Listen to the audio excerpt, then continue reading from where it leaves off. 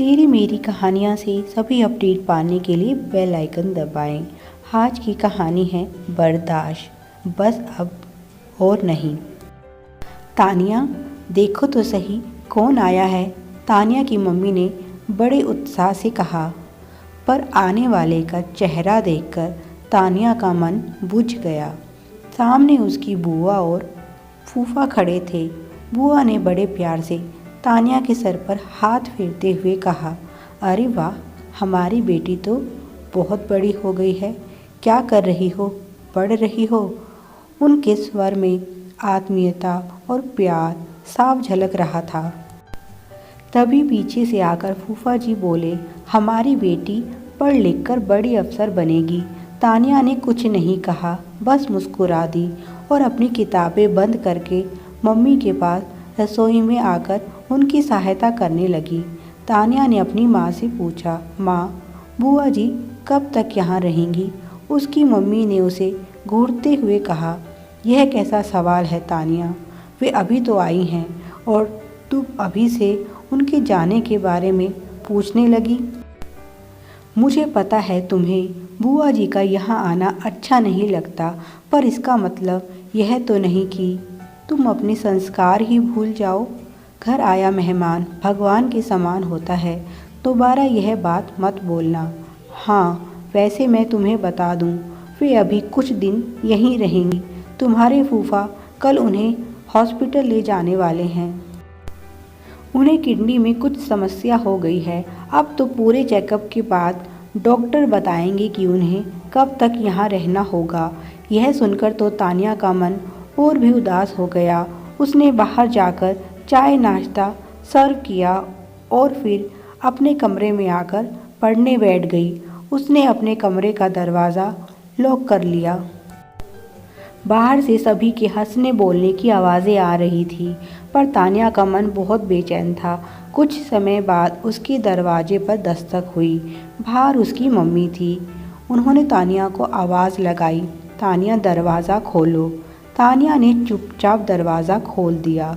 उसकी मम्मी ने तानिया को डांट लगाते हुए कहा, यह क्या बदतमीज़ी है, बाहर मेहमान आए हुए हैं और तुम यहाँ कमरा बंद करके बैठी हुई हो। चलो बाहर चलो, बुआ जी कब से तुम्हें बुला रही हैं।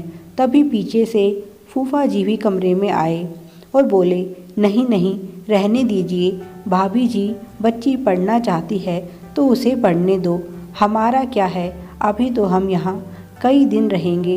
यह बातें तो बाद में भी होती रहेंगी। बेटा तुम मन लगाकर अपनी पढ़ाई करो और अगर कुछ समझ में ना आए तो मैं तुम्हारी मदद कर दूँगा। अब की बार फूफा जी के चेहरे पर एक कुटिल मुस्कान थी। तानिया की मम्मी ने कहा, आपने तो मेरे मुंह की बात छीन ली। अभी कुछ दिनों पहले तानिया कह रही थी कि उसे मैथ की ट्यूशन की ज़रूरत पड़ेगी, पर मुझे लगता है कि अब आप आ गए हैं तो आप उसे पढ़ा देंगे। उन्होंने मुस्कुराते हुए कहा।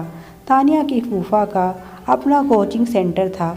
उन्होंने मुस्कुराते हुए कहा, भाभी जी आप चिंता मत कीजिए, मैं आ गया हूँ ना, अब सब संभाल लूँगा। अगले दिन तो फूफा को फुर्सत ही नहीं मिली, हॉस्पिटल के चक्कर ही लगाते रहे। पर दूसरे ही दिन वे तानिया के कमरे में आकर बैठ गए और बोले, बताओ तानिया, तुम्हें क्या परेशानी है? कौन से चैप्टर हैं जो तुमने तैयार कर लिए हैं और अभी कौन सा सिलेबस है जो बचा है? अब की बार तो तुम्हारी बोर्ड की परीक्षा भी है, मन लगाकर पढ़ाई करना। बाकी तुम्हारी सहायता के लिए मैं तो हूँ ही। तभी कमरे में तानिया की मम्मी आई और गर्मा गर्म चाय और नाश्ता रखकर चली गई। अब फूफा ने तानिया को पढ़ाना शुरू किया। मम्मी और बुआ बाहर बातों में मशगूल हो गई, पर तानिया का मन तो पढ़ाई में लग ही नहीं रहा था। वह अंदर ही अंदर घबरा रही थी।